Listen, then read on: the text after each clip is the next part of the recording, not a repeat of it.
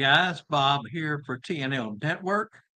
Thank you for joining us for Tuesday Night Live, and we hope that you have had a safe, fun, and fabulous weekend, being Father's Day, that is, and a great start to the week so far. Tonight, we have a returning guest who, as was talked about in his first appearance, wears many hats. This time around, he is here with a perspective as a barber. Beard and hair care will be our topic, so stick around for this informative session. And he might even have a little bit of an announcement at the end of the show. So, this segment of tonight's show is brought to you by North Pole Cornerstones, a unique and entertaining 4-day educational experience in Oklahoma City North 2026. This is Tuesday Night Live.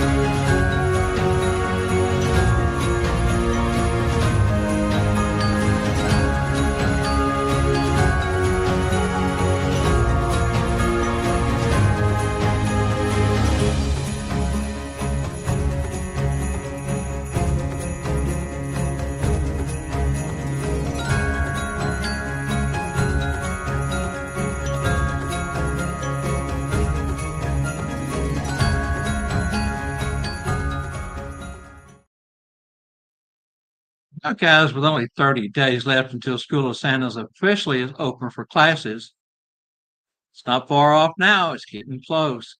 Let's bring in the man that will host us, all in a beautiful location in southern Missouri. Stand on your hands and clap your toes in the air for Spangle. 29 hours, or 29 days, 17 hours, and 56 minutes till 1 o'clock class time. Yeah, it's coming in like a wrecking ball, as they say. So it'll be here before we know it. I'm excited. Are you getting excited yet? Yeah, I am. And I was telling my wife, Georgetta, today, I said, can you believe it? We're less than 30 days now. We are down. The countdown is going. And she said, Spangle, maybe you want to do something instead of wait till the last day. Come on. We'll make it work. Yeah, this is true, and for us, we'll be traveling up on Monday, so it's just 3 weeks till we leave yesterday. So we're really getting ready to go, and it's always a great time. It's a great party, great learning experience. And guys, if you haven't been to Branson and School of Santa's, put that on your calendar for next year. Now, you are full, is that correct? Well, we're pretty full. I mean, we can host one or two more. We might be able to talk this guest that we got today into coming up for a little bit. Yeah, I guess it'd be like a rock concert where they put the ladies up on their shoulders and hold them. Well, Santa is used to having people sit on his lap, so I don't know where the problem is, Yeah. I don't know. We put one person on each knee, put 2 Santas at a table. That's putting 6 people at a table. We got it, man. Yeah, and when you look at it, you could always say he holds reins with this hand and a sack full of toys with this hand, so he knows how to handle the situation. That's right. Okay, so fun fact is Angela Mack is, going to spend the next hour right over here in the corner making sure that we look good and taking care of the show. We always appreciate her. Say hi to Angela Mack, our producer. Very good. So the first half, somebody's got to make us look good. Yes, that's for sure. So as I started to say, the first half of the Tuesday Night Live show Trivia is brought to you by School of Santa's 2025, hosted by that gentleman sitting right there, Spangle, in picturesque Ozark Mountains, Branson, Missouri, where fun and education meet. We'll be right back. Read about it reporting for TNL Chatterbox News. School of Santa's 2025 will be held July 17th through the 20th in beautiful, picturesque Branson, Missouri, right in the heart of the Ozark Mountains. If you've been before, then you know all about the 4 days of festivities that School of Santa's is best known for. Each year, the host facility, American Inn by Wyndham, Branson, and Conference Center, is home to over 100 clauses for the weekend and is centrally located in the middle of everything Branson. If you have never attended SOS, what are you waiting for? You are missing out on one of the Clause community's premier educational opportunities. For more information on price and to ensure your place at the next School of Santas, contact Tanya Lay at Branson Ticket and travel today at 800-432-4202. Again, that's 800-432-4202 and get registered today. I'm Read About It reporting. Now back over to you guys in the TNL studio.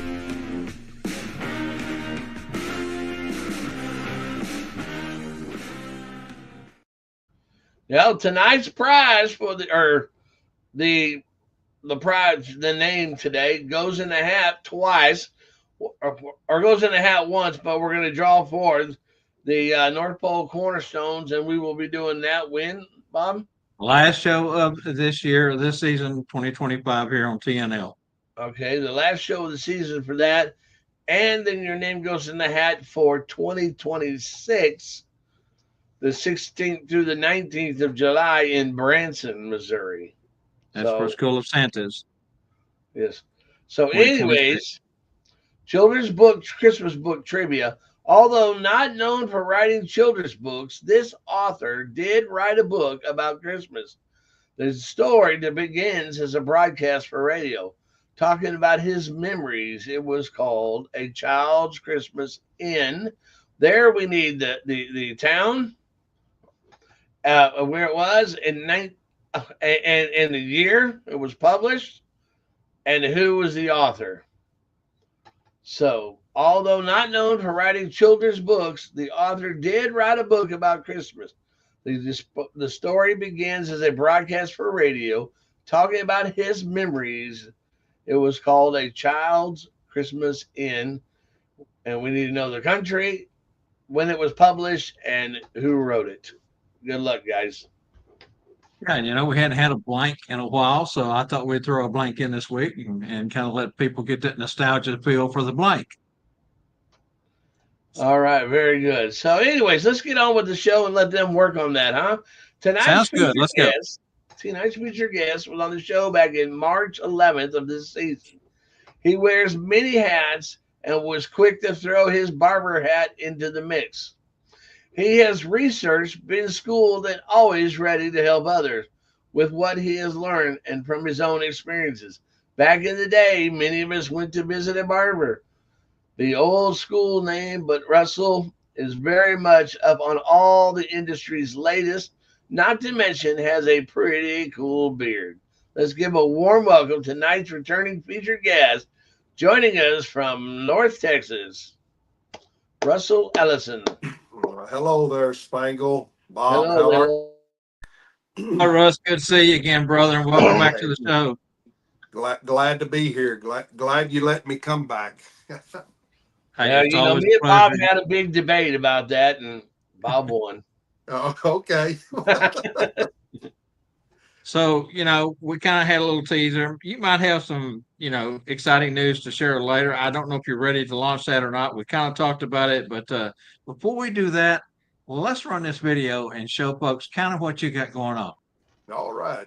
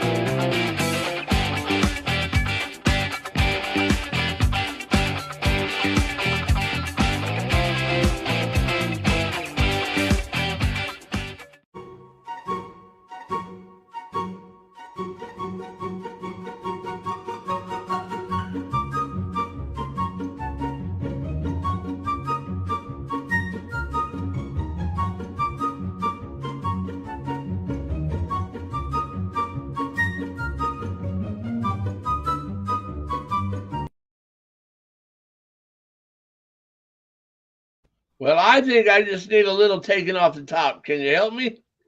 Well, hey, I can handle that. Hey, I like haircuts like yours, Spiegel. Those are my favorite. Yeah. Yeah, that's because mine gets done every day. Right? That's Yeah, that's good for your clientele, right? Have them come in Absolutely. every day. There you go. I can handle that one. I Yeah. might even cut you a discount if you came every day. Wow, what a deal. You got to pay for yeah, my gas from Missouri to Texas. Oh, okay. yeah. He's got your gas. It's called a straight razor. There Yeah. you go. So do you use a straight razor? No, Oh, okay. my wife actually uses a Mach 5 or whatever it is. They work great. Yeah, every day. When I shaved, that was my favorite.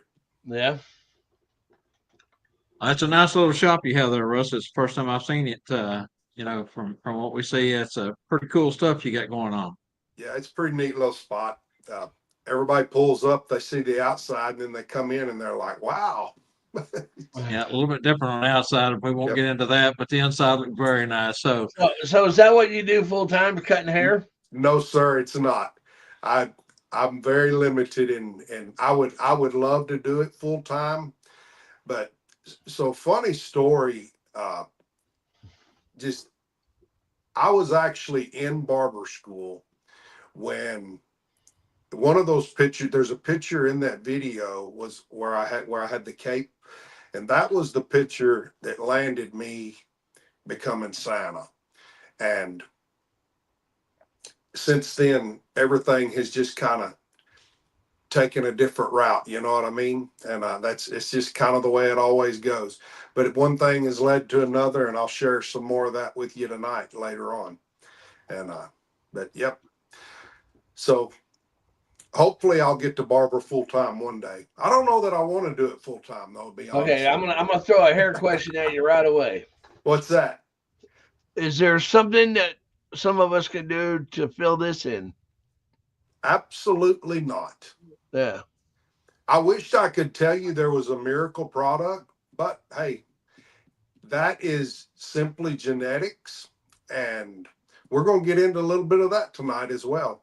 You know, I yeah, did I well, did learn something how to fill it in a little bit, but it's I've one of got a those. spot over here that, and and it's one of those deals.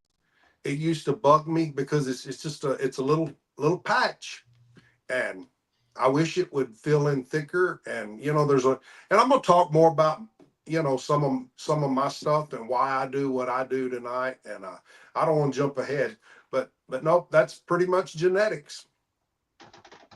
well, we do have a lot to talk about tonight. So let's get started because I know you have a passion for hair fashion.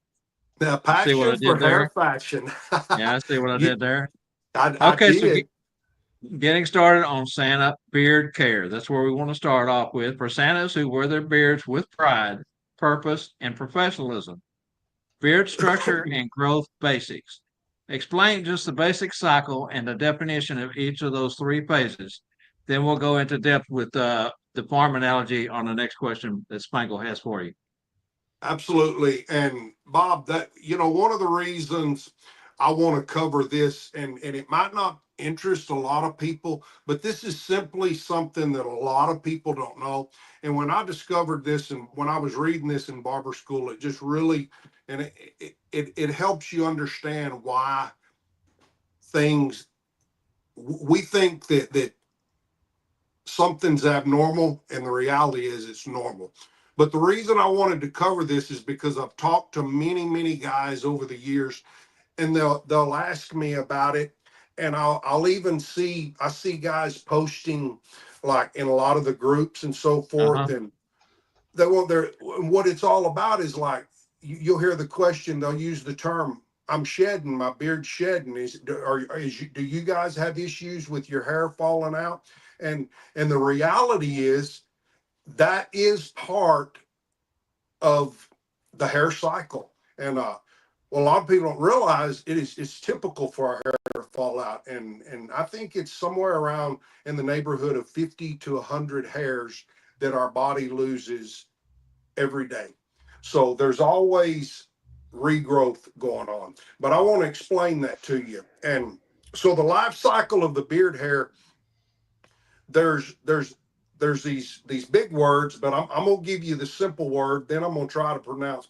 But it's the anagen phase, which is the growth phase of the beard, and that phase can last anywhere from around 2 to 6 years, and this is when beard hair is actively growing. It's growing, and once it leaves that stage, it goes into what I would call in layman's term is the transition phase or the catagen phase. And this phase, it generally will last a few weeks.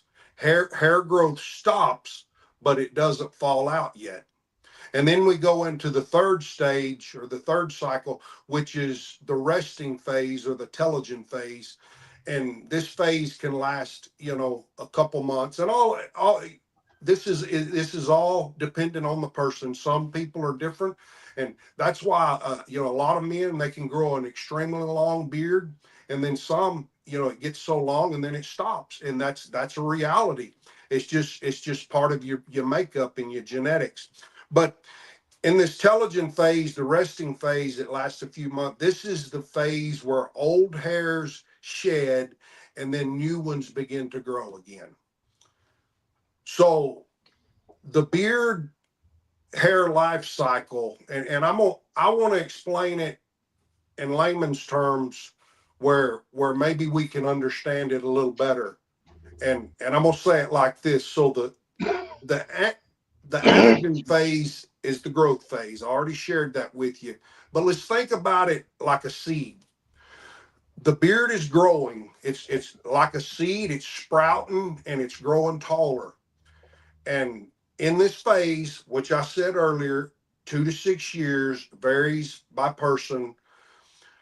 But then one of the things is 85 to 90% of your beard is in this phase. It's in the growing phase. This is when you want to feed it. And, when I first started growing my beard, and I'm guilty of this, I trim my beard throughout the season or throughout the year. And then around, August, September, I let it go and I start getting some length on it. But I don't take care of my beard as often or the way I should, like I do in the latter part as we get it. And it's like my beard's longer. Now that it's longer, I need to protect it. I need to start taking care of it a little bit better. And the reality is that's not right. We need to be taking care of our beard in this first stage because that's where the growth is. And the thing is, if we don't take care of that hair when it's shorter, that hair that was up here that's what's going to end up down here. So we need to really be taking, and it's just like a seed, we need to be taking care of that facial hair when it's new. So what do I say to this? This is where your beard actually grows. Take care of the root and be patient. Growth takes time. So would it be fair to say about every 6 years your beard is totally new hair? Absolutely. And one of the things I realized when I was bleaching, I bleached my beard, my full beard, my first 2 years. And I bleached my mustache. I still bleach my mustache, eyebrows, and hair. And I'll do that about October. But it would take me most men can grow it off. I think it'd be safe to say the three of us here, I think if I wore my beard down, but to the middle of my belly or something other, it probably wouldn't grow off. But you can look at that hair and you can see where the bleach is at. But it would take me till about the time I got all the bleach growed off, it'd be time to bleach again and start all over. But yeah, I'm so thankful I don't bleach my beard anymore. Well, But see, I bleach my beard about every week or two all year long. do you? Yes. So it's very vital that you take care of that beard using the right products and so forth. Because I'm just out in the public. I'm dealing with other Santas a lot, and I just feel that I need to be a little bit of a role model, and I'm the schools and all the different things all the time. Absolutely. So Absolutely.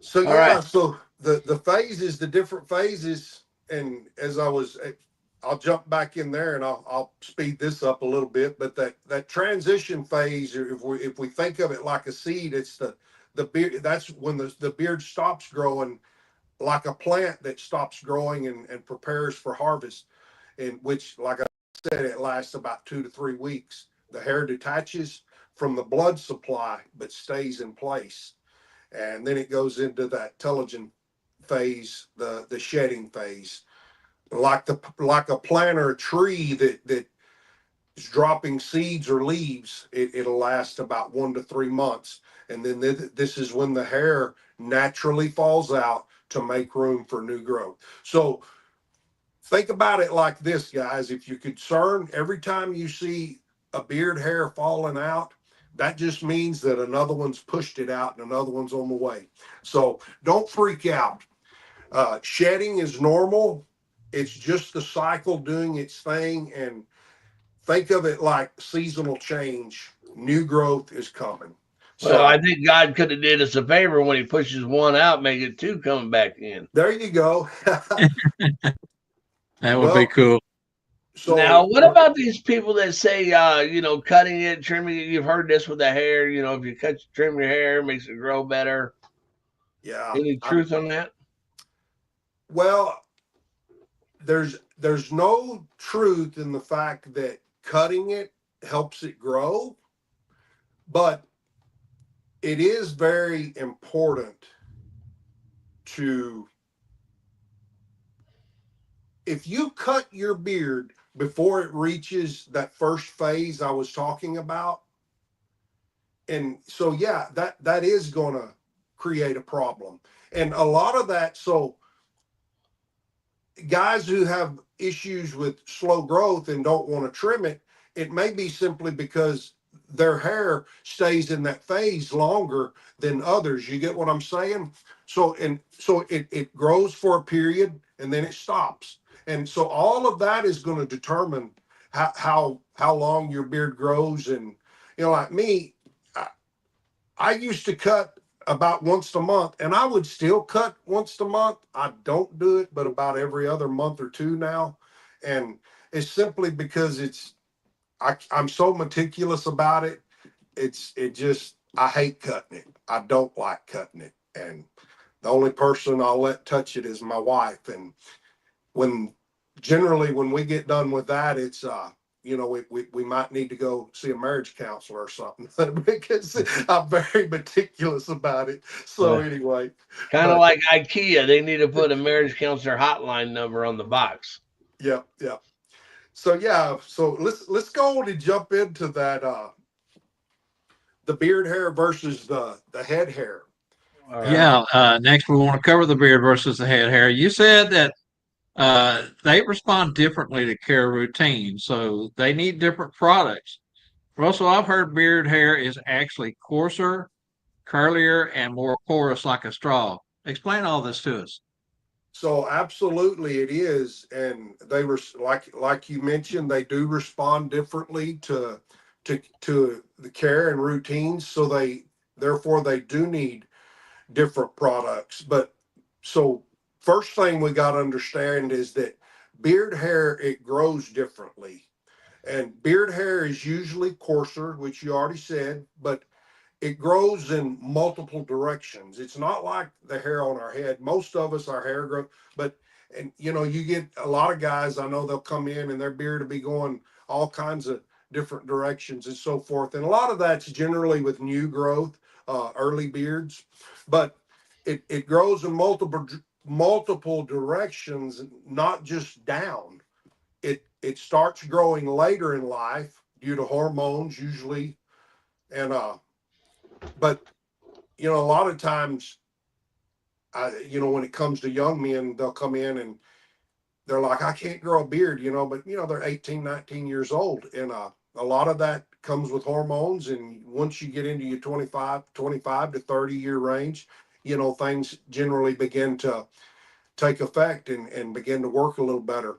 But I know back when I started growing facial hair, I was shaving when I was in high school. And once I got out, I wanted to grow me a mustache. And of course, I was rodeoing and a cowboy back in the 80s and 90s. And that's when all the cowboys wore we called it a handlebar back then, but it wasn't a true handlebar. But, I called it a Fu Manchu or a horseshoe. But I had a mustache, and then I had a dead spot, a gap. And I would have to let the mustache grow down and then let the bottom take off because I would have holes in between there. But I didn't think it'd ever fill in. But once I reached my mid 30s, everything started filling in. But the main thing is the hair follicles, they respond to testosterone while head hair can shrink from it.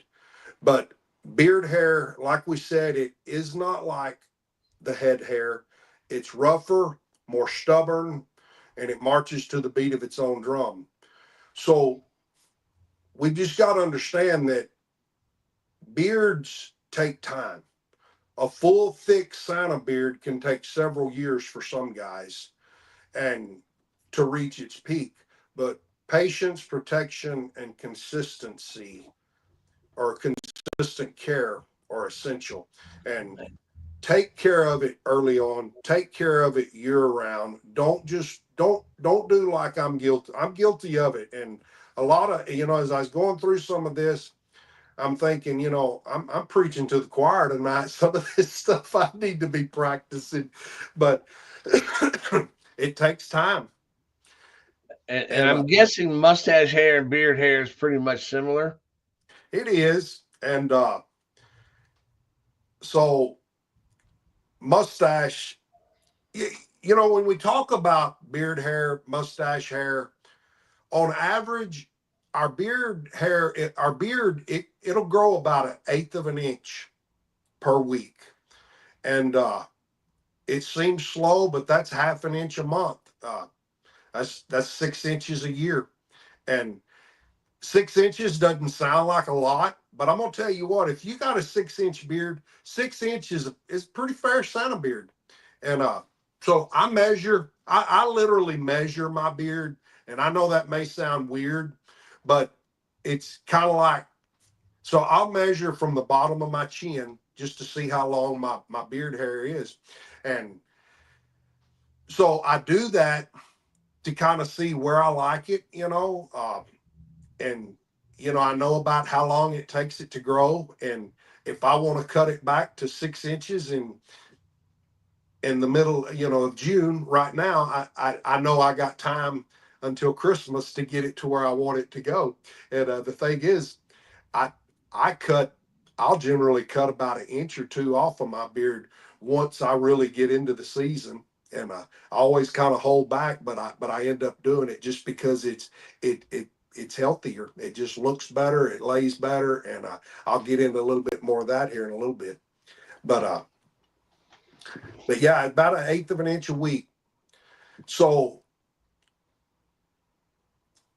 one of the things, beards, they can look shorter because the hair curls up or bends. And I've had guys come in before, and their beard may not look that long, but once I start combing it out or pulling it out, and it's like, oh my goodness, So my hair doesn't grow like that, and I know a lot of guys does. So, but my point in saying all this is a big full beard, a Santa beard, can often take a year, and or 12 plus months growth or in care. But the main thing is take care of it, and I'm gonna get into the care of it on here in just a minute. But if you shave every time it looks patchy or slow, you'll never get past the awkward stage. And that's what I tell guys all the time. You know, it's that first month or two that once you get past that stage, uh, that's when everything starts to shake out. And but as far as all this right here, this is pretty much for new growth or whatnot. But most of us don't have that problem. So most of us watching or listening tonight shouldn't be having that awkward stage. We've got full beards, and but I want to go to the next point and talk a little bit about that. Okay, yeah, and before we jump into that real quick, I know probably every one of us has had this question a million times that folks in public will walk up and want to know how long it took you to grow your beard. And in general, I'll tell them about 2 years to the fullness, that it is. And they can't believe that it takes that long, but then they kind of stand there and look at you and give you the eyeballs. And I think they realize, well, yeah, it does take a while, to grow a full beard. So anyway, Russ, you and I have kind of laughed about this one many times because most guys with big beards love to sell products. But one thing they will never tell you is how the most important factor is not the direct results of those products, but something else. Not saying you cannot have a nice beard and the product helps you maintain a great beard and health, but explain what we're talking about here. Well, so you get it, I get it. That's one of the things that just really it gets my it gets to me. You buy this product and it's your beard to be thicker and healthier, and if you'll use it 3-4 times a day, it's going to take care of the patchiness. And don't that's yeah that's just it's false advertisement. The only thing that is going to help your beard grow, and guys come in and they're like, I want my beard to look like yours. How long will it take me? I'm like, brother, I can't tell you that your beard's going to look like mine. Either you have the genes or you don't. And that's where it's genetics. Genetics plus consistency equals results. Your beard map is set by genetics, where it grows and how thick it is. There's not a product in the world that is going to help your beard grow thicker, healthier. Now, let me say that I'm not dogging products. Products is to take care of what you already have, but there's nothing that's going to make it grow. So, how you care for it affects how good it looks. And that's what I said it a while ago. We need to be taking care of the new growth rather than waiting. And I'm doing better about that now. And you'll understand a lot as to why here in. But how you care for it affects how good it looks. Daily routines matter. Washing matters. Conditioning it matters. Oils, yes. Brush, yes. What kind of comb you use, yes. All of those factors play in to a good, healthy beard. The longer you stick with it, the better the beard gets. So when it comes to genetics and consistency, not everyone can grow a massive beard, but every beard can look its best with the right care. And I want to throw something in there right now.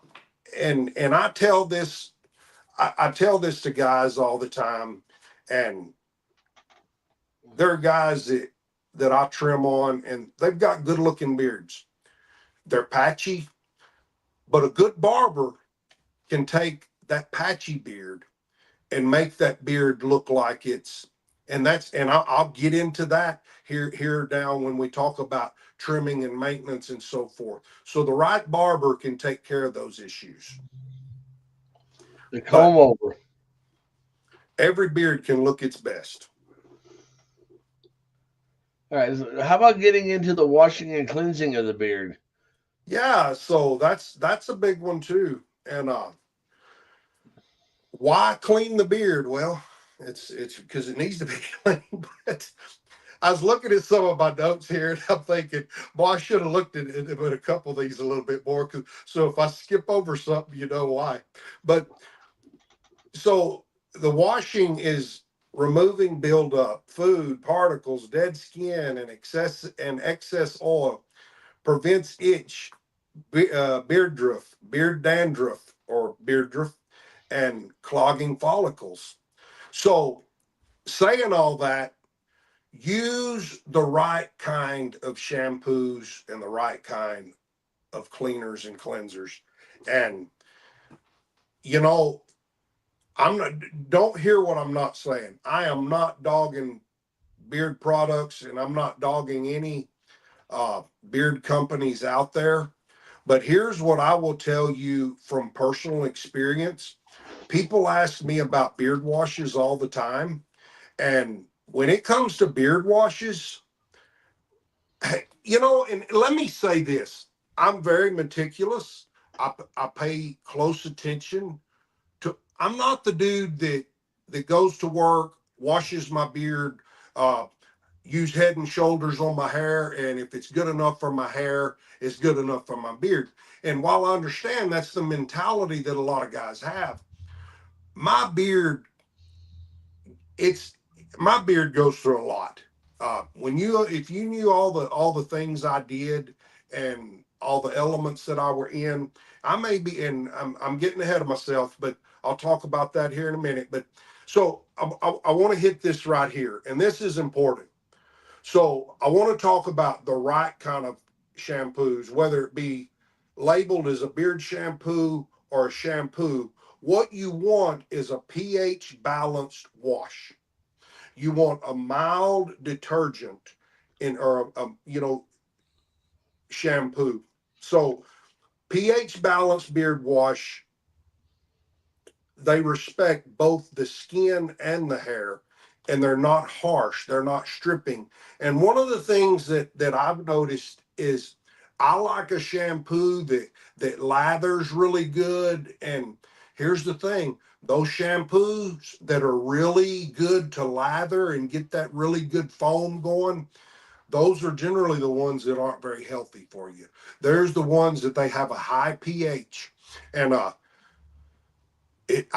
think I've got this a little down in my notes a little further as well, but I'm gonna go ahead and throw it out there. I don't care if it's labeled, and I may get some hate mail over this, I don't know, but here's the deal. I don't care if it's labeled beard wash, beard shampoo, or shampoo.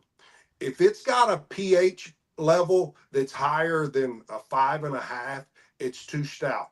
A good beard shampoo should be anywhere between 4.5 to 5.5 on the pH level scale. And like I said, it's just more. Uh, it's stronger. It's more. Uh, I'll put it. I'll throw this one out there. So one of the things that I hear a lot of guys saying is they have beardruff or dandruff, which is, we call it beardruff, but it's dandruff of the beard.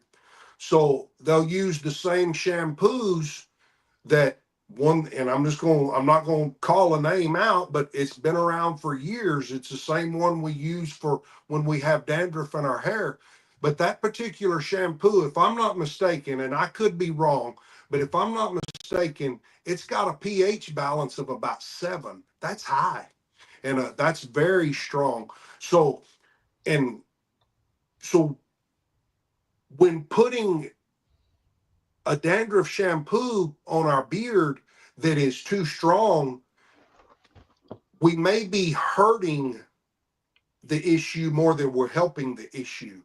Because in other words, what's going to happen then is we're drying the skin out, and the dryness and the flakiness may not be dandruff. It may just simply be that you're using too strong of a shampoo. So that's something to think about. If you're experiencing something like that, having the flakiness, you may simply be using too strong of a shampoo. So I got in my notes, avoid regular shampoos or body soaps. They disturb the natural oils. And yes, that is true. But when I say that, I'm not saying that a beard wash or a beard shampoo is bad. Just know how harsh it is, know what's in it. And I'm not saying that, like, because that's a debate. And that's just something that I've figured out and that I've learned over the years. And there were several years, and in a lot of instances, even now, people will come up to me and ask me, what kind of beard products do you use? And my answer is, I don't, so, and I'm not against beard products. I do, but as far as beard washes and conditioners and so forth, that's a big thing. So anyway, wash 2 to 3 times. Go ahead. I was just gonna say, and also a pH balance, beard wash shampoo. Uh, Also, when you bleach or leach, whatever you call it, when you take the color out of your growth, uh, leaves residue on your skin, and a Absolutely. pH balance will stop that leaching process and cleanse the skin so that you don't get blisters and sores and redness over the course of 24 to 48 hours. Right. No, and the thing is, so I know a lot of the things I'm throwing out there tonight is not standard textbook, but neither are we. You know what I'm saying? Uh, we're white, we're white beards, and many of us bleach. And if you're someone that bleaches all the time, the norm is not the norm for us. Right. My wife would say there's nothing normal about me, but but you get what I'm saying. We're just, Yeah.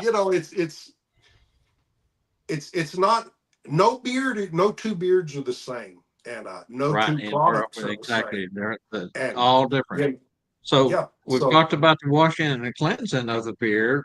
Let's jump on into the next step, and that's the conditioning and moisturizing. Give us the lowdown on why moisturizing matters, key products here, and of course some tips on applying the right products. well, moisture, or conditioning, we know, and a lot of this, I'm talking to the choir tonight, but conditioning, we know that softens coarse beard hair and keeps the hair manageable. And so, not to shift gears from conditioning to shampoo, but so I actually have, I'll get on that here in a minute. A lot of the shampoos, let's just say when we're through washing our beard, and I don't know if you've ever noticed, I'm sure you have, Bob, but we get out of the shower, we let it dry, do whatever it is, and the hair, it just kind of fly away. It's just frizzy. It's, and that's simply because it's lacking moisture. It could be a number of things, and it may just be just simply because we didn't put shampoo in it. But one of the things I do is I use a moisturizing shampoo, and I may not use a conditioner every day. I generally try to do it at least every other day. And as a general rule of thumb, I say condition 2 to 3 times a week. I condition more often than that. And there again, that's because I'm in the elements. I may be under a welding hood, and my beard, my welding hood hits me about right here, and all this hair. So my beard is being exposed to that extreme heat. I may be on a piece of equipment and I have diesel fumes coming back on me, and that's soot, and that's not good, so that's why uh, I condition my beard quite often. So, as a rule of thumb, if you're somebody that's indoors a lot, you can probably get away with 2 or 3 times a week, and you can even skip those days. A lot of guys will say, and yes, it's true. You don't have to wash every day. I wash daily. I do, and that's just me. But there again, it's a little bit different for me, and but you can get away with with not washing every day. But one of the and on occasion, like sometimes on the weekend and so forth, if I've not been outdoors and I've not done a lot of sweating and so forth, I will just rinse my beard. And even when I don't rinse my beard, I use a good moisture. Like I said, I use a moisturizing shampoo on my hair and moisturizing face soap. And when I rinse, I'll kind of let the shower just let that run down my face and beard. And then many times what I'll do if I say I don't want to wash it, because if I haven't done anything, I know how my beard's going to react. Well, I just washed, Sundays are for me. I go to church. I don't do a lot. I've been indoors. I haven't sweat. So I don't wash my beard on Sunday night. And because I know if I do, it's going to be so dry the next day. But so it's a little different for each one of us. So conditioner is important. So one of the other things that you can condition with is through beard oils, and that more or less we know it's more for the skin, but a good beard oil, in my opinion, is going to be like a pH balanced shampoo. It's going to get on your hair. And my theory, and I've heard that, well, beard oil is for the skin while beard balm is for the beard. Well, most beard balms, if you look at the product label, they have the same beard oil, the same oils in the balm that's in the bottle of oil. So you see what I'm saying? And it's going to get on the hair. So I think it's very important that it kind of be balanced, that oil can be used for both the skin and the hair, because it's going to get, and a lot of guys, I know that a lot of guys who literally put that oil on. I got a couple guys that I work with that will literally put that oil on 2 or 3 times a day. And but so yeah, so oil is good. Balms are good to lock in moisture and add a light hold. And so then there's the application tips, and I'm gonna skip those because I think everybody who's used them knows how to use those, and I think these other points are more important.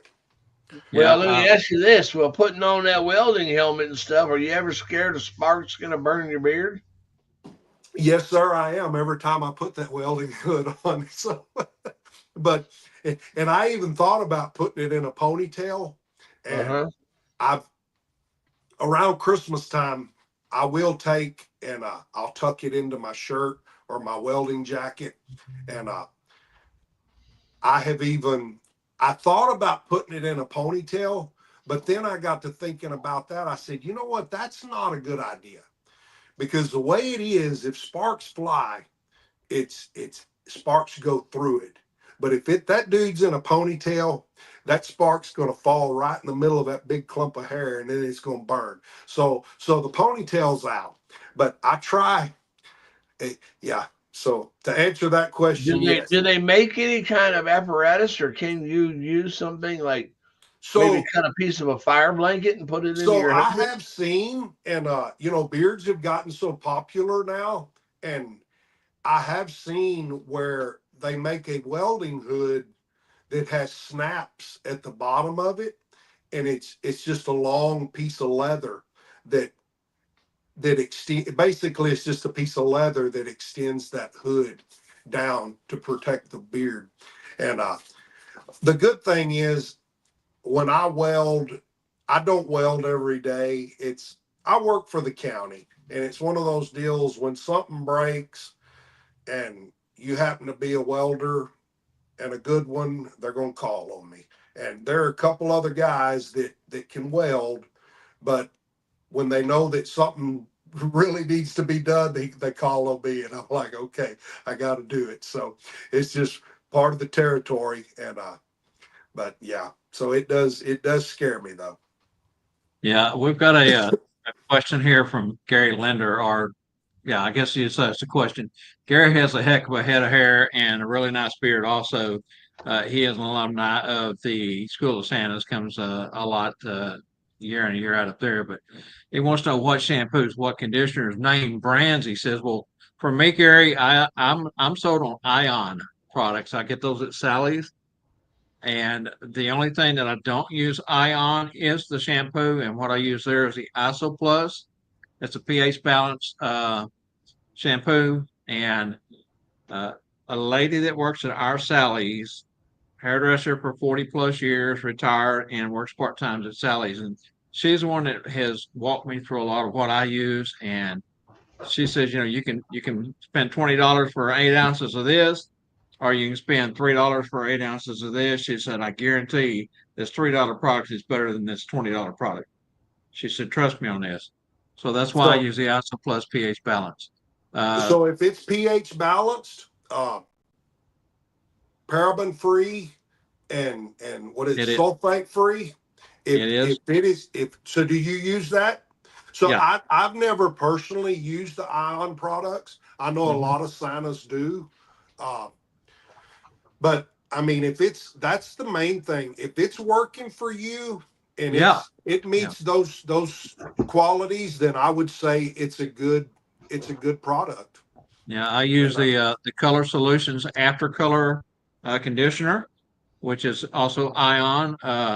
The other thing that I use that's not ion is the mane and tail detangler, and it is a silicone, has a little bit of silicone in it, and it's infused with biotin, and it seems to work really well because my beard really tangles bad, and I start ripping hairs out if I try to get too aggressive with it. So I can spray a few spritz of that in there, and the comb just glides right through it. So, so a but We again, lot you of carry, don't these, want to overuse it.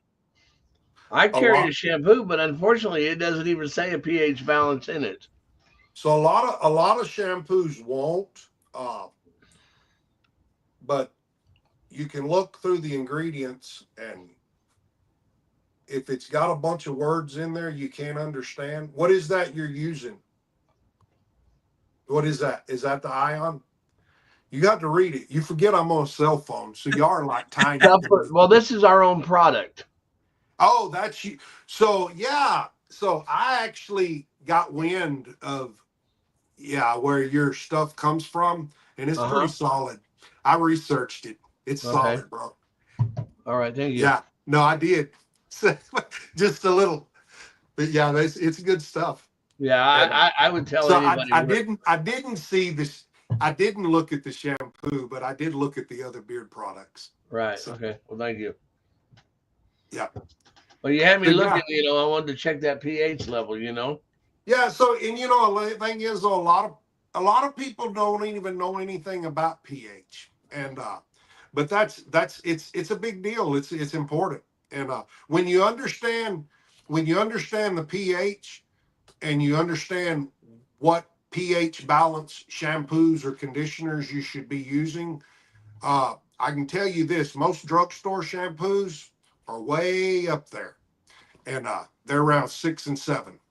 And but and before I began to realize all of this, I wanted squeaky clean. I wanted soap that left me squeaky clean. I wanted a beard shampoo that left me squeaky clean, and along with my hair. But the reality, squeaky clean's not good, because that means it has stripped all your skin of all your oils, your hair of all your oils. And one of the other things, if you'll notice, I used to bathe with lava soap, and it would be itchy, and I thought it was something in the lava soap that was making my skin itch. But you realize, I mean, I would come home greasy, grimy, and it's kind of like working on a car all day. Bob, you do what you got to do to get clean, but that lava soap was just so strong that it strips your skin of all the oils, and that's where the itch was coming from. It wasn't anything in the soap. It was the fact that the soap was taking all of the oils out of my skin. But our shampoos can do the same thing. Now we carry a bar soap for your body, and it does that. It's streaky clean, squeaky clean when you use it. And I like that, but like I said, the older I get, the less I begin to pay attention to those things. And I'm beat red today, but that's because I didn't put sunblock on. And I try to use sunblock and take care of my skin. And I even use facial moisturizers and stuff like that. And I know a lot of men don't, but I do. And what's crazy is I'm a blue collar guy, rough and rugged. I Yeah. was on the tractor fixing fences today and taking care of my cows and so forth. But it seems like the older I get, the more I try to take care of myself. And I think a lot of that just stems from the fact that I am in this industry and I I like nice things. I like clothes that look good. I like to look good. When I look good, I feel good. And I've seen all of my uncles and so forth, great uncles and so forth, battle with skin cancers and so forth over the years. And I don't want to be one of those statistics. So Right. Right. Okay, well, how about some styling and grooming tips? You got some there? yeah, I do. And I think this is good stuff here. So Well, I think it's all been good stuff. why you need to trim your beard. And oh my goodness, this is so let me back up here. I know there a lot of guys say don't trim, some guys say do trim. Uh and I was actually thinking about this earlier today when I was on the tractor. If you are all natural, no trim, just you can probably get away with not cutting your beard. But me personally, I think it's very important. You don't have to cut it, but I think a good trim is healthy. And let me rephrase that. It's not how I think. It's truth. There is truth in it, and I'm gonna tell you why. So a lot of guys will say I'm growing it out. It doesn't mean let it grow wild. Just because you're letting it grow out doesn't mean you got to let it wild. If you don't trim, you're not growing a beard. You're growing a mess, and that's just my opinion. So the thing is, when you don't trim, it doesn't matter how healthy your beard is. You're going to have split ends. And split ends, my friend, kills progress. Damaged ends, they break off, which makes your beard shorter over time. And trimming equals a healthy beard. And I wished I'd have had more time to get ready for tonight, but I had a catastrophe with cows out this morning. So I took off work and I was repairing fences and got in later and didn't. But the thing is when a hair, if you're not familiar with what a split end is, it's literally just that. The end of the hair splits. And there's many times I can look down and I can see them in my beard. But that's why it's important to trim your beard, because if you don't trim that split end, what happens is that split end, it will split all the way up the hair shaft, and that's what makes your one side or the other is going to break off.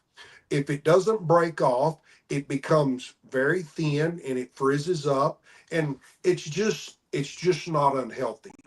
And I see a lot of times guys, I tell guys all the time, do I need to trim? And this is just me as a rule of thumb. If I can see through it, we need to trim it. And I even get to that point. So if, I'll have this much of my beard, you can see through, like tonight, you'd be able to see through my beard and see my red shirt. For me personally, I don't like that. And I want to trim it. And a lot of times, guys, it takes me a while to get them talked into doing it. But once I'm like, come on, let me do this. And once I do it, they're like, bro, that looks good. It looks so much better. I'm like, yeah, it does. It looks so much thicker and healthier. And I say it looks, it is. You've gotten rid of all the dead, broken. I mean, here's the thing. Uh, and when I think about it, like I said, we're different. As Santas, we're bleaching our hair. We're putting chemicals in our hair to make it hold. We're putting heat and so forth on our beard, and all of those things are contribute to split ends. And so that's why when we don't have to do it, don't do it. And because we do, we need to take extra care of it. So the next thing is, and I'm getting there right now. So to me, shape matters. You know, I can take a beard, and a guy wants a long beard. Guy wants his beard to be long, but he comes in and he's out here, got hair all out here. And that's what I did with Scott the other day. I took all this sideburn, and I took it down where it's just not so bushy, and so you trim this out and it makes it more elongated, and that's what I like to wear that throughout the year. But now once Christmas rolls around, I will let it puff out a little bit more so Yeah. that it gives it the more rounded look. And you can let those sides puff out and then cut the bottom, and you've got a nice full round beard. So how you trim it has a whole lot to do with your appearance. And there's a lot to be learned from an old barber, but going to an old barber is a lot like going to an old doctor.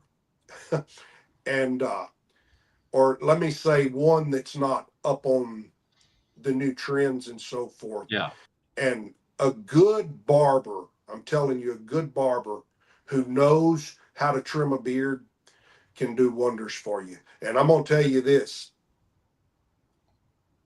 not all barbers, just because they claim to know how to trim a beard, doesn't mean they do. And like I said, I let so many people trim my beard. It got to the point where I said, no, no more. And that's just it. I do all of my beard work myself. So shape does matter. A beard without shape just looks lazy. You don't have to go short. Just clean up the edges so it grows in strong and defined. So then the next thing is, man, this right here is so big. It's so big on me. And you know what? I've got some props tonight, and I was gonna show some things here in a minute, but I'm gonna start pulling them out and showing them to you. And so neckline and cheek line, to me, that is very important. And I had I've I have people tell me all the time, you have a great looking beard. Uh, I get asked the question, how much time do you spend on your beard? And the reality is, my wife may disagree with you. When the weekend rolls around, I do spend a little more time on my beard. But the reality is, I don't spend a whole lot of time on my beard on a daily basis, but I spend a little time every day or every other day. I'm constantly trimming on my mustache. And I have a little set of trimmers here that I use to trim on my mustache. And these are good. But when I talked about the neckline and the cheek line. And the thing is, go in and get cleaned up. Just this little, it's like some guys have a unibrow, and you can have a uniline here, where the hairline grows in to the beard, and the beard line grows into the neckline. You know what I'm talking about? It's like it just, get cleaned up around the ear if you wear it over your ear. And maybe you don't, but a lot of that. But for me, the big thing for me is where we let the beard grow way up here. And the thing is, I have guys that I'm like, bro, I clean you up. I have you looking good. I have you looking sharp. And the reality is, a lot of guys, they don't ever touch it until they come to the barber shop again. But one of the things that I use is this little dude right here. It looks like a big lighter. Now, I this I keep this. Show it again. Okay.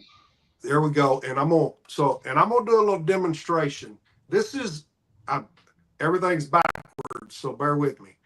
So this is a foil shaver, and this one is actually battery operated. But I love this, and I'm gonna. So when you get this cheek line, guys, and let me go to my. So I got a little mirror here. I don't have a mirror, but so right here, you can hear that thing crunching and cutting hair. But can I tell you what I love about this?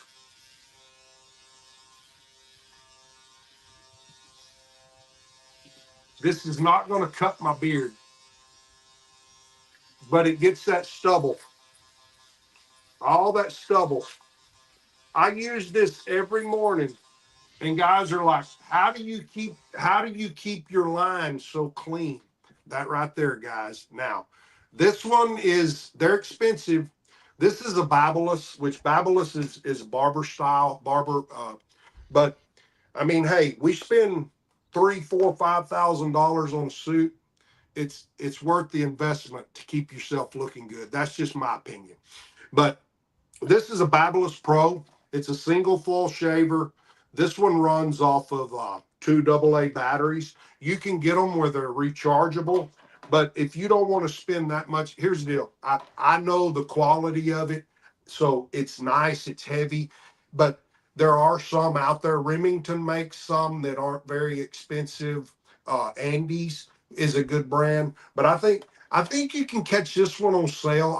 Every now and then I catch it on sale for about 49, 59 bucks on Amazon. But that's a really good tool.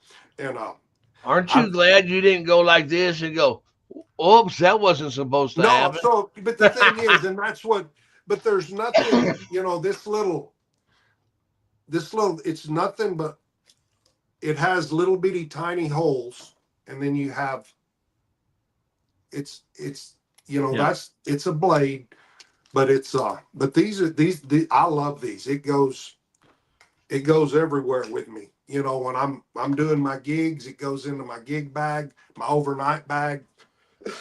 And but yeah, I use that thing every day. And the thing, so even like, so I use it up under my nose. It's got that, and you can see it's not. I mean, I'm touching my mustache, but I can't stand that. I keep that right under my nose, Yeah. trim. And That's which brings up another point, catch them ears, catch that nose hair, because I tell everybody all the time, it seems like once we reach 50, uh, nothing grows as fast as ear hairs and nose hairs, right? Yeah, those But right. those hairs don't go into your mustache to but make it look but I mean, fuller. the thing is, guys, this is real stuff, real talk. Yeah. So, but anyway, so I catch trim your my teeth. nose hair at least 3 times a week. I've got a little Yeah, small one that you can use on your ears and stuff, a little yeah. battery So operated yeah, one. I have one of those, like a little. My wife calls it my weed whacker for my nose. Yeah, I there you use go. it inside my ear or in my nose, Uh-huh. and they work great. But Absolutely. and then I catch. I got another little jewel. This is a wall, and it has a guard on it, and this is just a little inexpensive one that I picked up at Walmart, and I'll go ahead and do another demonstration just to show you guys. Now, don't get out there like me. And well, I watched him do it, but so my eyebrows, I don't like bushy eyebrows, but the fact I think that I have a decent set of eyebrows, and a lot of guys they don't grow good, but bushy, I don't like it.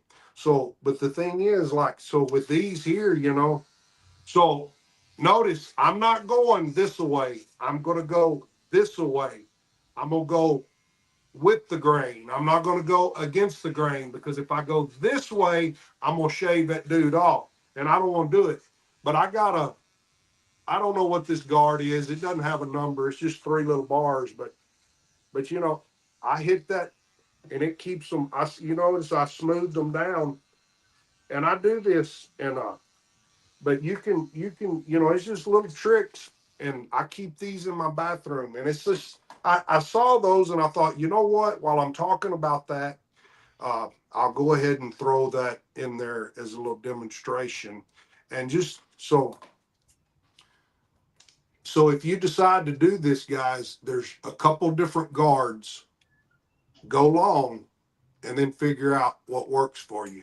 Don't go short first, go long. But I think this is the only go. That's all I use. These little clippers, they're cheap, they're junk, they're not worth much more than just this. But that's all I use that little clipper for. And I think I I got them used at one Ross. I Yep. used one before I became Santa. I kept a tight beard, real tight to my face, and I would use one of those, constantly keeping it trimmed in. So, are you ready to move along here, I Russell? am. Just keep on Excuse going. me. Okay, so we've had a couple of comments about purple shampoo, blue shampoo, and that kind of fits in right here where we're at. Part that you never hear too much about is the beard health and environmental factors, including the effects of sweating and why white beards turn yellow. Now, guys use the purple shampoo a lot. And the lady again at my Sally's told me, she says, well, purple is actually for silver hair. The old gals that go to the salon once a week or once a month and do their hair in silver, they use the purple. She said, but for white, to get a true bright white, you should use the blue shampoo. At least once every few weeks, every couple of weeks, once a month, whatever your regimen is. Anyway, back to the sweating and the beard turning yellow. Tell us about your solutions there. So yeah, and that's no, she's right. She is absolutely right. And understand, while there again, I use them, but if you're using them, I don't recommend them every day. Now, I will say this: once I bleach my mustache for Santa season, I bleach my mustache, and that's it. I bleach my mustache, my eyebrows, and my hair, but I do not touch my beard. And I have a little bit of dark hairs in there, but you don't ever see them. And I'm just, I tell them the closer as the season approaches, Santa gets a little wider, So, but I will use it daily. But that's simply because I have yet to find a toner that doesn't turn me purple or doesn't or that just let's just say that works. Now, I I know there are that's and the thing is, and when I talk about that, I know there are guys that use them. Hey, if you found one that works, send it to me because I want to try it. Because I mean, my mother has been in the industry for I don't even know. I think over 50 years now. She's been doing hair since she was 17 years old, and she's 74 years old, still doing hair. But and I she's tried to help, and anyway. I'm kind of getting off track there, but yes. So the shampoos are harsh, and I do use them. But one of the things I do, Bob, is I'll take my moisturizing shampoo and I'll put a little bit of that shampoo in the palm of my hand. And so I don't use the shampoo as much as I do the conditioner. And I use the Olaplex, but I'll take the Olaplex conditioner and I'll mix it with my shampoo. And that's what I'll use.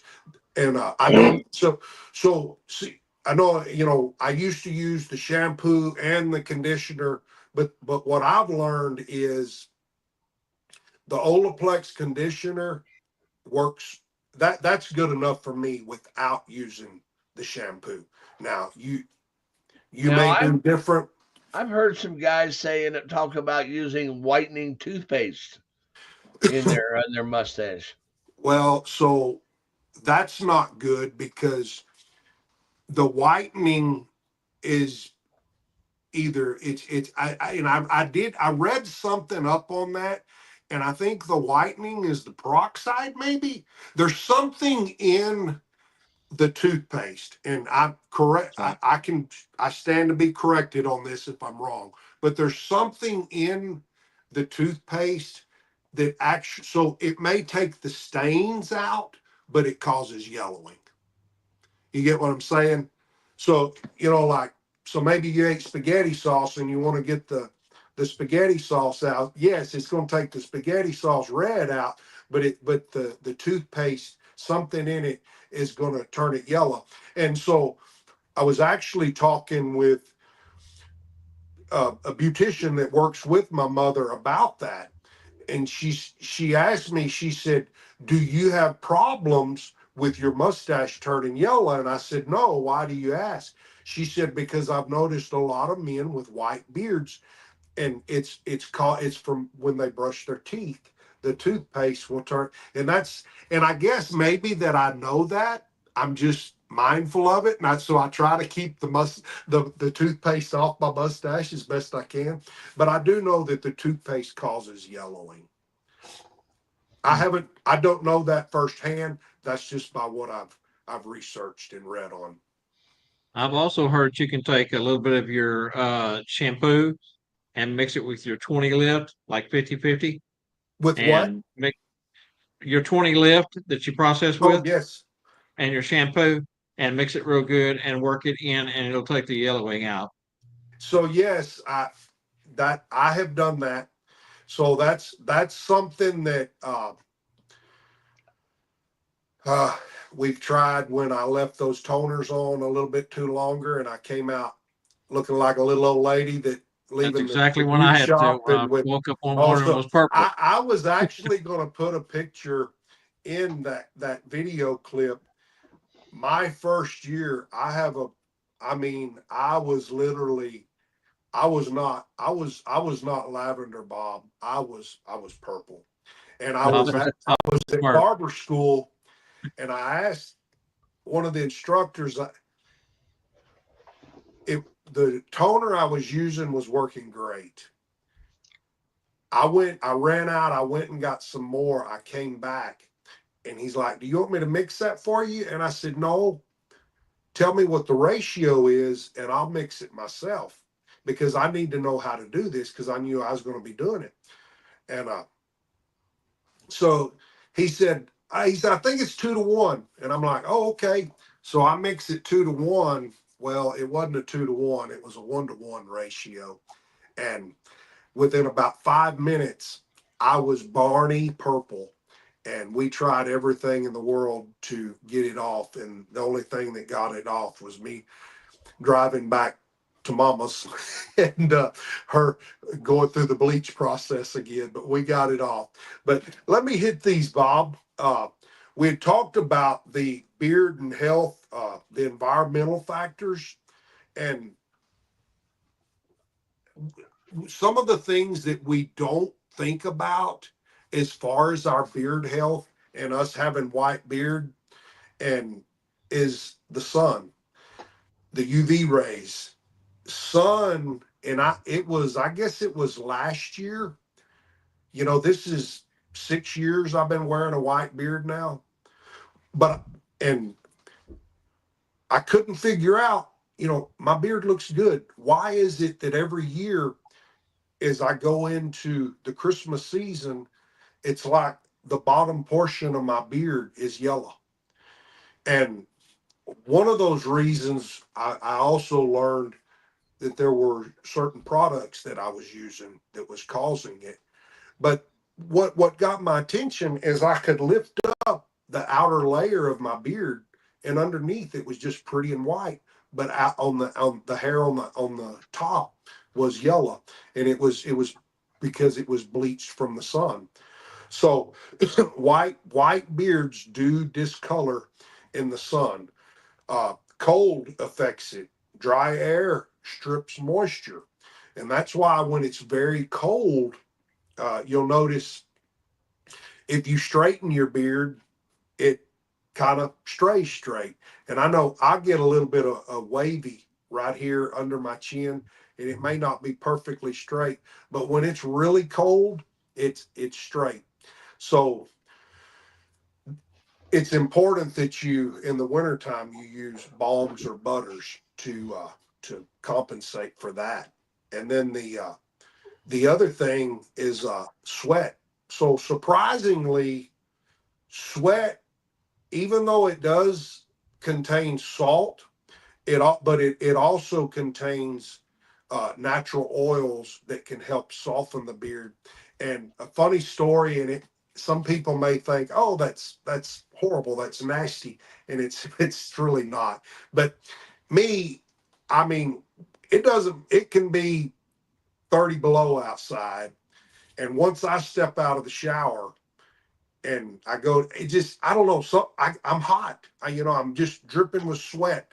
And, I'll have sweat running down the back of my neck. And something I realized that when I would sweat a lot, my beard would just, it would just shape up nicely. And so what I would do when I'm getting ready is, I'm clean, but I'm just, got sweat run. I'll take that sweat and I just kind of run it up under here. And I get, because there again, it's natural oils, and it just it's summertime.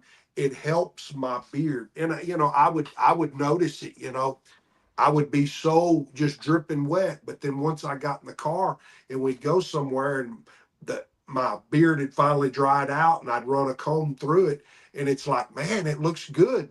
But it was that sweat and those natural oils. So you could use that sweat for your benefit, guys. But I just thought that was kind of comical. But but it should. Here's the thing. It's not good to leave it in if we do a lot of sweating, because it needs to be washed out, because it can build up and it can cause yellowing and drying and so forth. And that I feel like I'm kind of preaching to the choir there too. But so yellowing and white beards, we'd already talked about a lot of things that do cause yellowing, but smoking is a factor. Smoking can cause yellowing. So there you go, Santa. Good reason. If you're smoking, there's a good reason to stop. It help your beard to stay pretty and white. So as I said earlier, the sun products, and so the next thing is, how do we combat that? We already talked a little bit about that, and that's simply using clarifying washes. And I say weekly.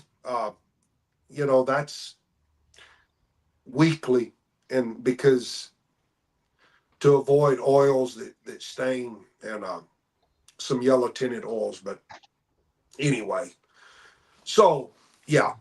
Anything else on that? All right. Well, Bob, why don't you pick up with the O's? Well, oh, that's three hoes backwards. Here's a good one. Special concerns for Santas. You got 4 great points.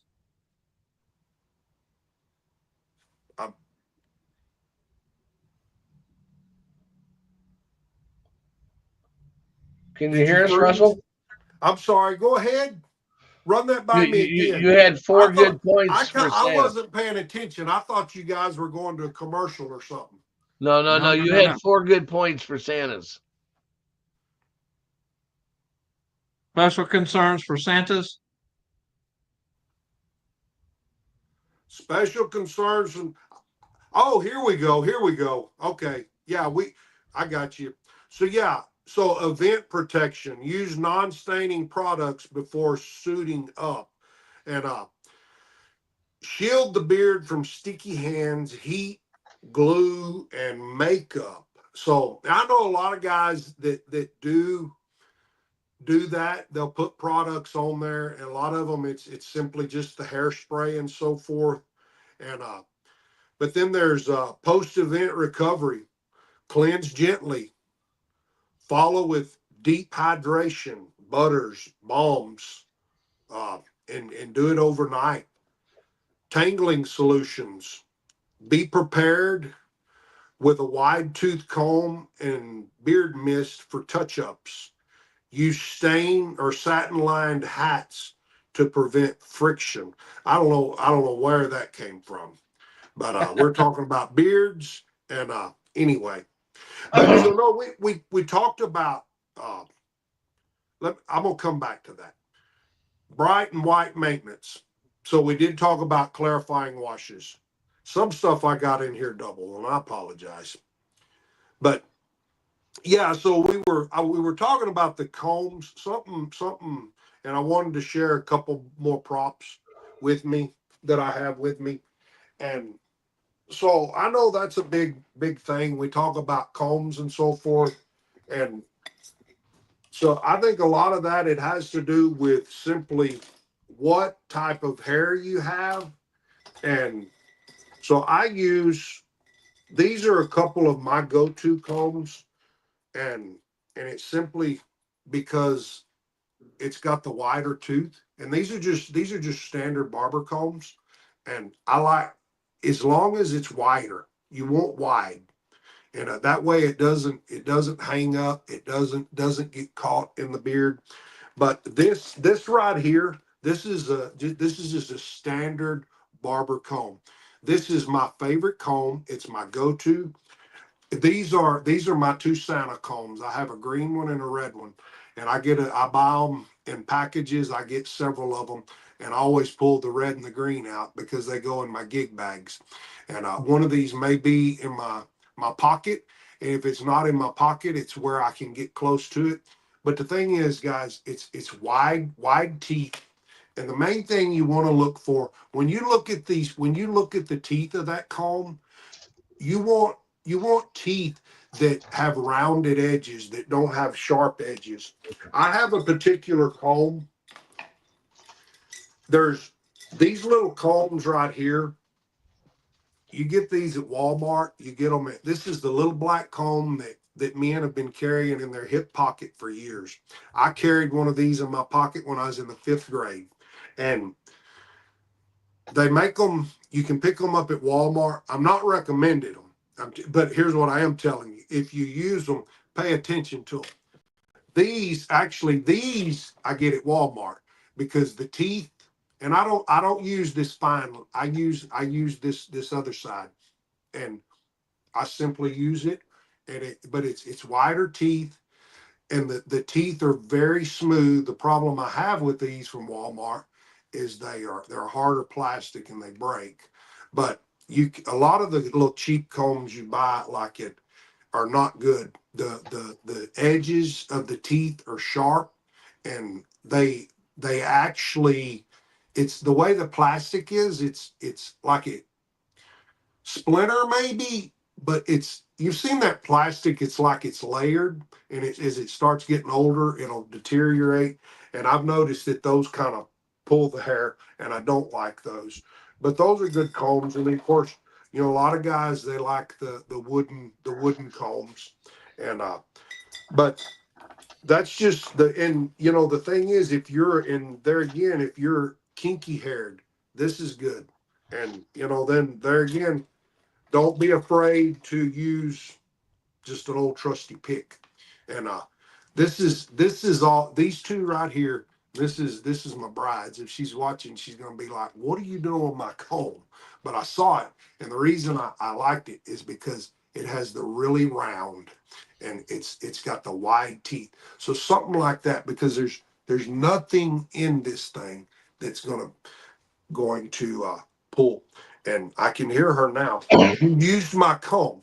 You have beard balm and beard oil in your comb. It's in my comb. It's going to get in my hair.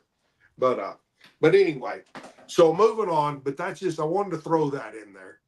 So All right. How about a quick daily reference to the routine of Monday, midday, evening, and weekly? so and there again, as I read this, I I try to do what I can when I can, but there's no way I could do this. But light rinse or beard wash as needed. Morning. Apply beard oil, comb through, and shape. Now, I don't do the light rinse or beard wash as needed in the morning. I do a mild or just a kind of light styling in the evening when I'm done. And then in the morning when I get up, I touch it up. And it's generally this side of my beard because I generally sleep on this side. But I've noticed particular balm I'm using, it just really helps my beard. And so once I put it in, it kind of goes and does what I want it to do without having to uh, put a lot of heat or anything on it. I And then find like if I use the oils and the balms at night, the next morning my beard seems to have more body to it. absolutely, and that's it's doing what it's supposed to do, and that's one of the things that uh, keeping it hydrated, and it's just like my mustache. I don't use wax in my mustache. I style my mustache. My mustache is trained, and I put a little bit of balm in it that's heavy with moisture, and it's there's some balms that are nothing but oil and wax, but this one actually has components in it that give it moisture, and I use that on my mustache and my beard, and it's like once you get the bend and you add the moisture, it just helps it. And you can use a curling iron, you can use a roll brush with a blow dryer. And I want to touch. I know we've gone long tonight, and I apologize for that. But there's two things I want to share with you that are very important on that. So I know a lot of guys, they use a curling iron. I mean I don't use a curling iron. I use a roll brush like this dude right here. And in the beginning, I used to use this on my mustache until I got it trained. But you can actually take that and use a blow dryer. And so I have my blow dryer here, and it's not every blow dryer. Everybody wants to buy a cheap, inexpensive one, and that's all fine and good. But there's something different about this one, and you may know or you may not know, but a lot of people do not realize. So when it comes to putting heat on your beard, no, I know it's not good, but I'm going to do it. I put heat on it every day, but I have a high and a low heat. I put it on low heat, and I heat for a little bit, and then I got a button right here where it says cool. Okay, so when I'm styling, if I'm wanting my mustache to roll, if I'm wanting it to bend, if I'm wanting it to hold, I put heat on it. But listen to me, guys. Hear this right here. Ladies, there are a lot of ladies that don't realize this. The heat, it puts the bend in it. That button that says cool, that cool button, that's what locks the bend. That's what locks the curl in. So you can even take that mustache, you can take your finger and you put a little heat on it, and then you hit that button right there, and you put the cool on it, and that cool air is going to lock that bend in. Same for if you roll brush your beard, the same goes. So, but the main thing is so I'll blow dry my beard of an evening, but I use very low heat, and I generally just use the cool air, because if I don't, my beard is just very wild and frizzy. So yeah, so yeah, products are good. Apply butters, balms for overnight hydration. Gently comb through, and then I'm just recapping using the clarifying shampoo on a weekly basis, deep conditioners and mask treatments. And so that's another thing I didn't mention, that now that I said that, and I want to throw this out there too. While good condition pH balance shampoos are great, whether it be beard wash, you know, beard scrub, which I don't think scrub would be good, but I know they're out there, but or shampoo, but then the conditioners, but a mask. So those of you who are bleaching, and you know that you're I mean, we know that damages our beard. And it's one of those deals, yes, I know, but I'm going to do it anyway. And that's just like me. I know that the heat is damaging to my beard, but because I want it to look good, I'm going to do it anyway. So what I want to tell you is a lot of people are not familiar with masks. So a mask is it's a deep, just very hydrating. It's like a I don't know. It's like I guess the easiest way to say it's like conditioner on steroids. You do that about once a week, especially if you're bleaching. And they actually have those. You can find those in purple as well for bleach white. And I have one, and so I use it even though I don't bleach. I know my beard goes through a lot through the elements and everything and the things that I do. So every now and then I'll just kind of feel if I fit, and I'll put that mask on. So a mask is good. And you can get them you leave them on there for 4 or 5 minutes and then you rinse them out and you're good to go. Kind of an IV for your beard. Yep. So Exactly. All right, guys, I think this is a good place to go ahead and run our Santa commercial that we always run, and we'll be back with our second trivia and carry on from there. We'll be right back. Oh, hello there. Yes, of course, it's me, Santa Claus. Now, you may not believe this, but one of the questions I get asked the most is, well, not how do I do it all in one night? No, but where do I get all my things from? Yes, now, what am I talking about? Well, I'm talking about the finest things I have. My glorious gloves, all my knickknacks and trinkets and things. Yes, all the giveaways. Yes, for me to give to the children before the main event. Yes, if I see them in the streets, if they come and see me, I like to have something in my pocket I can treat them with. Yes, and there's one special place where I can find all these magical goods. And that is, of course, stuffforsanta.com. You should head there now and see what magical gifts you can find. Mrs. Claus, have you got my ice pad? Yes, log me on, I'm going to have a look. I shall see you there. Stuffforsanta.com. Merry Christmas.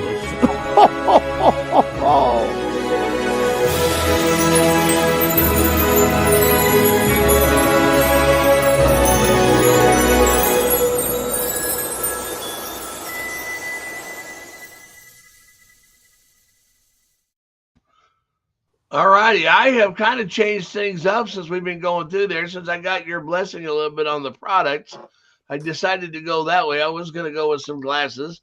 But the winner of tonight's trivia, we're going to send to one of our Stuff for Santa beard combs. So we're going to get that. For the people that want the special tonight, we are going to put a bundle here. We're going to give the clean stuff, which is shampoo, the good stuff, which is conditioner, an oil and a balm, and a comb, which would normally be $112. We're going to do it for $75 and ship it free here in the continental USA. We have a few different scents on the balms. The oil goes underneath the balm, so our oil is unscented. The balm, we have Santa's tree, candy cane, and unscented, and hot cocoa. But everything else is unscented because they all go on first. There's no sense of putting scents over scents. Come on, people, have some sense. Makes sense. So, anyways, we're going to go on with the Christmas book still here. The Little Golden Book is a classic old folk tale and picture book.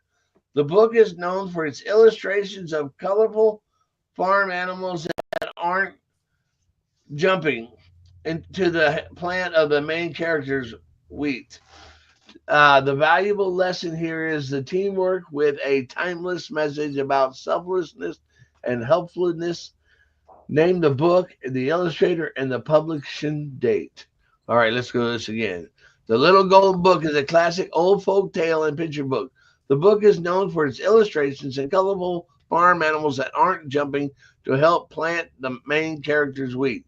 The valuable lesson here is about teamwork with a timeless message about selflessness, helpfulness. Name the book and the illustrator, and also when it was published. Bob, that's just a lot to say.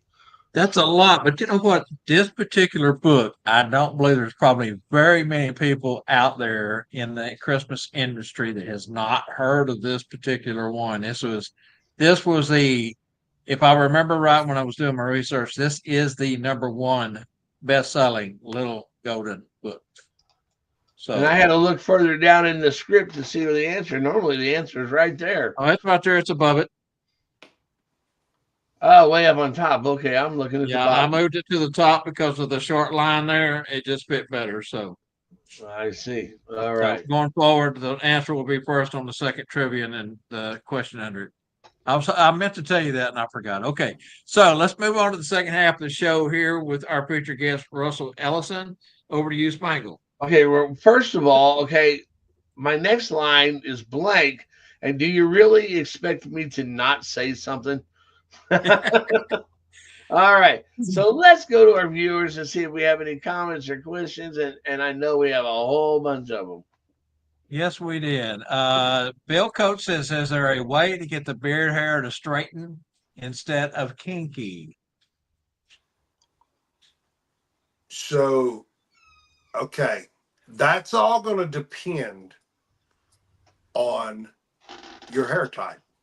So when and I don't know what his hair type is. So like for me, to answer his question, yes or maybe.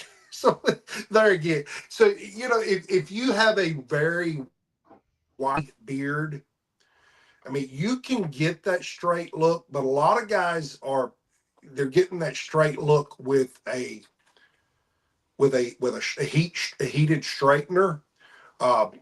So my hair, this is really not. I do a little bit of straightening, but I do it with heat and a roll brush. And you know, you might consider something of that nature. But you know, the thing is, you know, products aren't going to do that because, like I was explaining to you all ago, once you start putting products in it, once that hair gets the moisture in it, it's going to want to go back to its natural state and or whatever it was trained to do. So I guess it's all going to how straight are you trying to get it? And so yes, you can straighten it, but if you have like really kinky hair, no, it's that's going to be difficult to do. I know when I want to make mine look a little straighter and thing, I just take a fine tooth comb and hit it with a hair dryer from a distance. Yeah, you know, and That that kind of, and you can do that. That you can kind do of that. brings it more straight. So Mrs. Claus, the Evergreen Queen, says, "So good to see my wee tonight." The- Hello, how are you, Evergreen A twin. Queen? That's Yeah, my yes, friend. She is yeah, my yeah, I twin. remember that now. Yeah. So where that came from, it's when we were at Cornerstone. Trish, Trish and Diane went to eat with my wife and I, and we were just talking about character and not not our Santa character, but just you know personal character, integrity, that sort of thing, you know, and it's like everything she said it was like yes that's me and everything I would say she's like that's me, you know, and it's like we were so on point where they were saying, so that's why we say we think a lot alike, so that's why we call each other our twins. All right, Spangle. Kevin Bernhardt's got the next three, so I'll cover them. And the one that Santa Shaggy has is a great one for you to talk about the when we get there. Kevin Bernhardt says, I believe some nationalities have thicker hair. If you are of German or Nordic heritage, tend to be thicker. And that is true. That's what you were talking about with genetics. Absolutely, that is And true. then he goes on to say redheads tend to go white easier than real dark black or hair that has a heavy pigmentation. Now, I have heard some guys that have red hair complain that they couldn't get it, you know, really white. Oh, but then the guys with the really dark hair have that same problem. So again, I think it's more due to the product you use and the process. natural And he red also hair says is the more difficult you to bleach, prove. the more it breaks, very brittle, which is true. Well, I find that too because I bleach, like I was saying, every week, every 2 weeks, all year long. Now, Santa Shaggy goes on to says, I can't grow a full beard to save my life, and or I refuse to use a fake beard. So I am more than happy to be a silly elf. Well, that's great to be that Christmas performer. But if you catch me at an event or something and let me show you my beard without the assistance I give it, um, I don't have a reason to be in a beard. But with some of the products that I use, it really makes your beard fuller. Well, and Shaggy went on to say, and I think that comment didn't get starred, but he mentioned this on Sean's show yesterday, I think. He's worried about a child being able to take a traditional or theatrical beard, whatever you want to call it. Some people call them fake beards. I don't like to call them fake, but and pulling it and ruining the myth for a child because then they would know that you were a Yeah. fake Santa. So that Well, was one of his yeah. concerns Well, that he had. for, But, you for can many, address how well the hold is now on the beards. yeah, for many years I was a theatrical beard Right. Santa, and the way I had fixed my beard, I could literally have children grab my beard and pull themselves up onto my lap, and there was no problem with it coming off. That's right. I literally had to peel it to get it off my face, and I probably put more stuff on there to make sure that didn't happen. And by the end of the season, I was kind of raw right here, but yet it took away the fears of what is going. But I use a white spray, a white hairspray, and it's Bob's used it, and it's a lot different than most things on the market. It doesn't have that ether smell; it has more of a baby powder smell, and it gives me about 3 times the thickness of the beard because I'm Does. adhering stuff to every hair in my beard, so it's making my beard look fuller. Yeah, and it doesn't flake. And again, it is a white hairspray. And matter of fact, when I first got on with Russ tonight, I hadn't actually fixed my beard yet. I had it pulled in a tie at the bottom, and I ran back here and sculpted it real quick, hit it with a little bit of the white hairspray just before we come on the Yeah, air. I So use the white hairspray every day, even though I yeah. bleach every week, because it gives me the body to I haven't bleached since Gatlinburg, and I will now before I come to Branson. And it's usually when I do it, if I go to a major event or a school, then I will bleach. Prior to that, and we all know it don't get no major than SOS. there you go. There you Yeah. go. All right, back to the starred. Kevin Bernhardt also goes on to say, I agree, don't strip all the oils, but do clean it. Your natural oils are essential, but yes, you do. Again, for the skin health, you need to cleanse it. Patrick Patrick, Moss says, hello, Bob Spangle, Angela, and Russell. hello, Hello, Pat. Patrick. Oh, guys.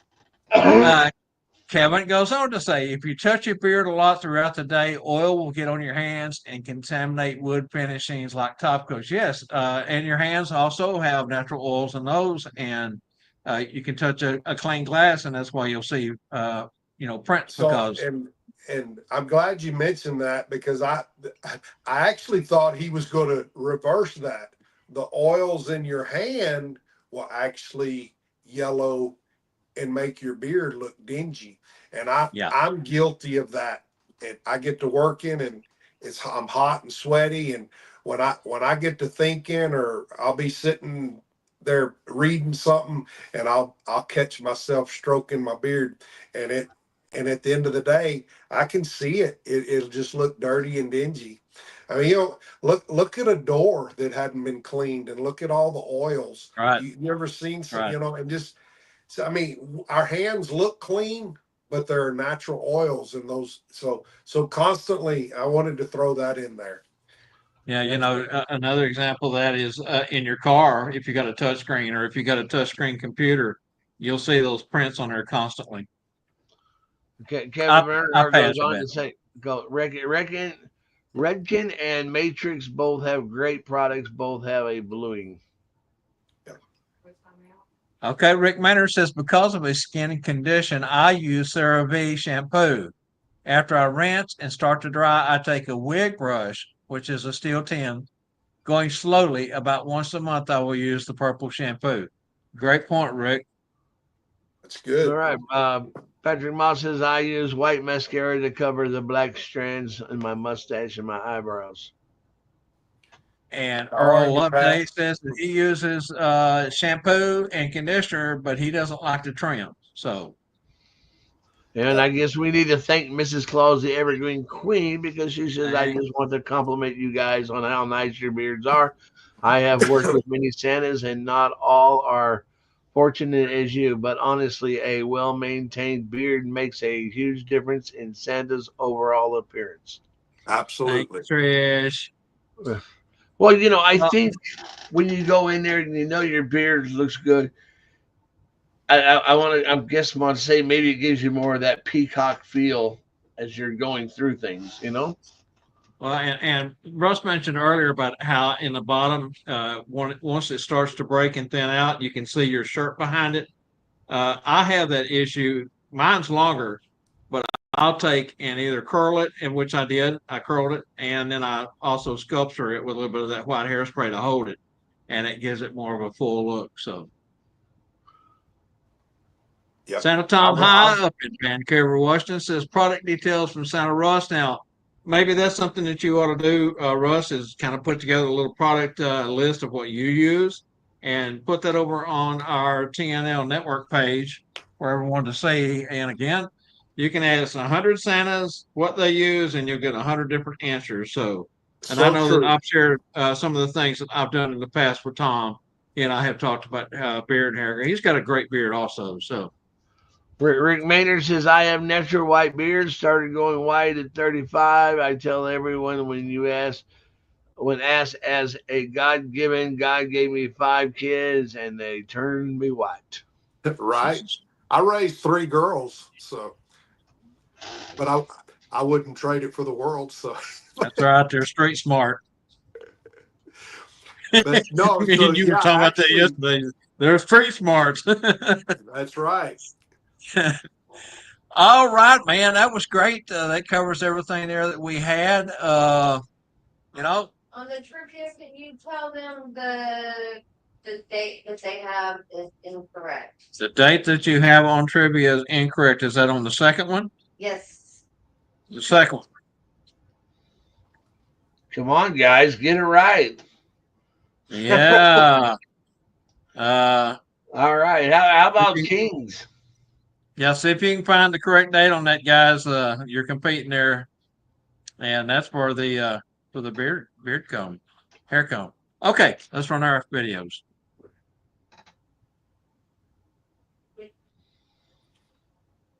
All right, here we go.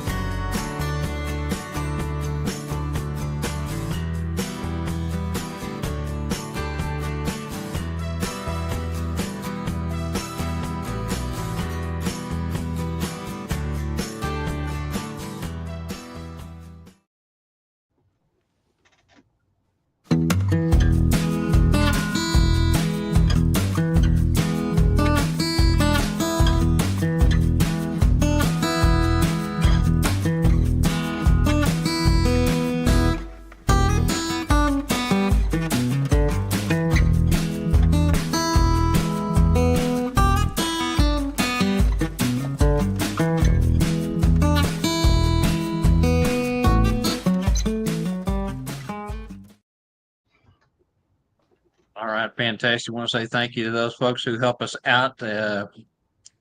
Just can't say thank you enough. Appreciate you very much. And tonight's trivia answers, everybody's waiting on these. Although not known for writing children's books, this author did write a book about Christmas.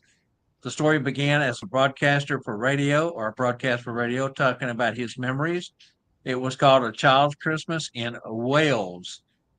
And which country that was? Wales. And the date was 1955 when it was published.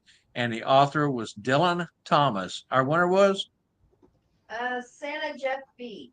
Jeff B. Got that one. Fantastic, Jeff. Your name goes in the hat for both the drawings. And thank you for playing along on that one. StuffForSanta.com. We still don't have the correct date.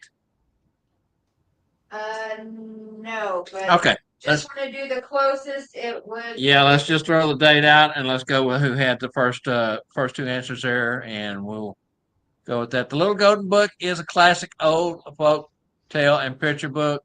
I believe everybody's heard of the Little Red Hen. If you haven't, we'll check it out. Like I said, it is the number one or top three at least best-selling little books. J.P. Miller was our illustrator. The actual date that we got on that was February 1st, 2001. Hold up. AJ just put it in. Okay, so then He put 2001. Yeah, I mean they didn't put the month or anything, but that's fine. That's fine. All right, so AJ gets it then. Fantastic. All right, Spangle, what's your closing thoughts?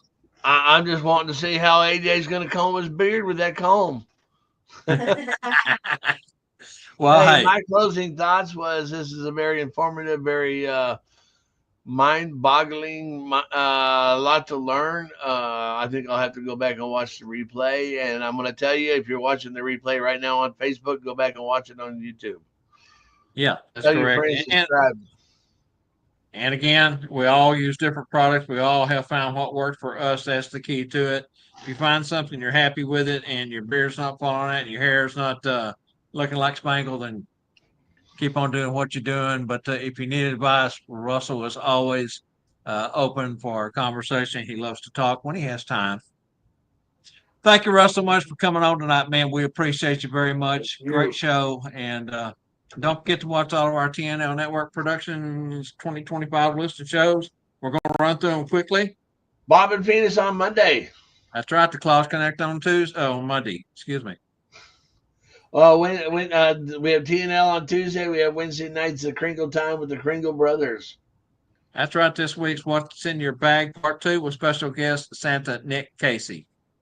Santa's Magical Fellowship Group this Thursday, joining Mel, will be a surprise. She's having a not telling you who she's got on, so tune in to see what that's all about. Tune in, kick up your heels, join in the fun for 2025, all powered by TNL Network Productions. Thank you to all the folks who help us out as contributors to the show. Couldn't do it without you. Tell everyone good night, Spangle. Good night, Spangle. Count your blessings, not your sorrows. Have a blessed week. Russell will see you in the green room. Never stop learning. Thanks, everyone.